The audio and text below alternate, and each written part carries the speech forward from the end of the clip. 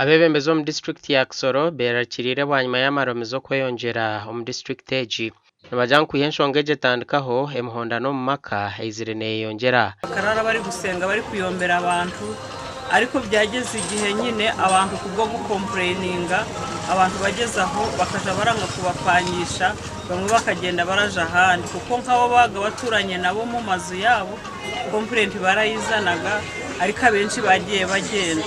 Daud Line chairman w'ecyaro cya najangwe enshonga y'amaramezo kweyongera mu district ya Kisoro ni kigaruze nyime byo kwerinda niko kushaba government okugera ki yakorera enshonga eji. Turasaba government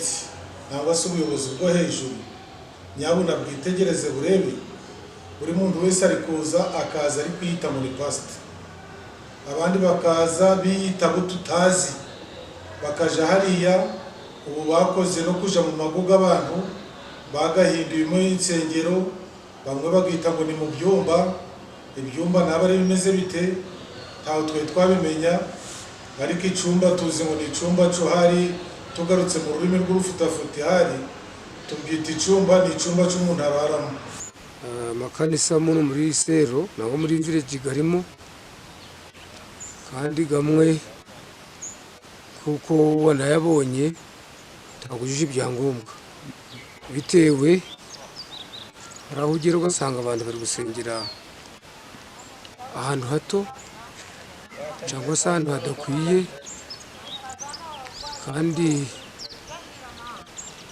ariko nsubiye inyuma batamakanisa kamwe gatangiye kuzana muri 2024. Pastor Elias Tukahirwa wa Kisoro Christian Center na habura abo bona n'amaramizo okora tereberagiro nandi gutekereza nti ahanshonga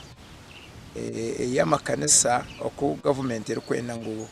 gabe omubuteka ni 20 ahabo kuba washanga aro of course ari kanisa zimwe ubundi zo rukushanga abamwe ngo barukuterera abantu mu kanisa babatere mbi ubundi mo yabijura ibintu nk'ebyo barugutangisa abantu bitambo ngo nebitambo rero babone kubashabira ibintu nk'ebyo nitwe mwene bitushobera konka itwe ekikwatirine kanisa twine buzubu nacyo kase kanisa nihereza Kristo umwoyo no mazima kuko kigambo kiranga kirugamba singa nijoro natwe ibyo ndago tubikunda ndago tunani tunabishima dusenga ku manwa bisanzwe dusenga ku cyumweru amateraniro asanzwe tugataha dutangira saa 4 tugataha saa 7 nuko kwa gatatu dusenga kwa gatatu turuka saa 5 kugera saa 9 ubwo ni kucyo hano dusenga na kindi kandi numva ko na bindi bibazo dufite cyano birenze. Stephen Barushimana Bishop waba Born Again Faith muri Kisoro district ayorekero kwatwaho uko amaramizo geyongiro mu district ya Kisoro obugaro kutandukwa abantu abatari kumanywa. Umuntu kugira ngo agere ku rwego rwo gutangira kanisa agomba kuba ari umuntu wabatijwe wigishijwe n'abayobozi akabanza ku rwego rwo kuba umudiyakoni yava ku budiyakoni akaba umwarimu ariwe mwigisha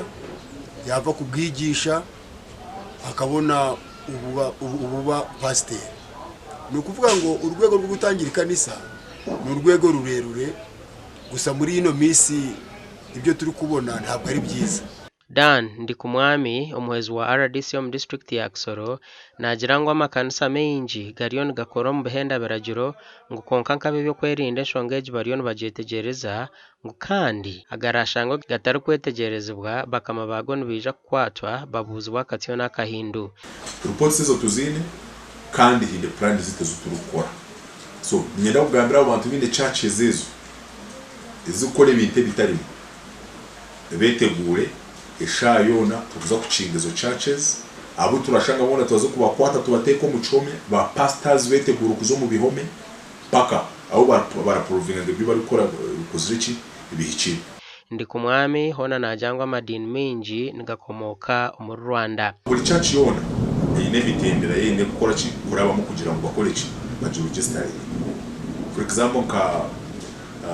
DCDO with district community development officer with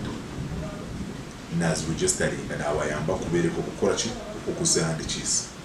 konka bitoro bamwe tibine tiba registering jerwe tibine papura license kubera ngo binde kutekaho ezo church ezo. Principal District Community Development Officer Sam Niyonzimana na Jangsoro District erimo amakanisa garukweshumba 50 agataru mu mateka. Gashako Kate atuzarirwe.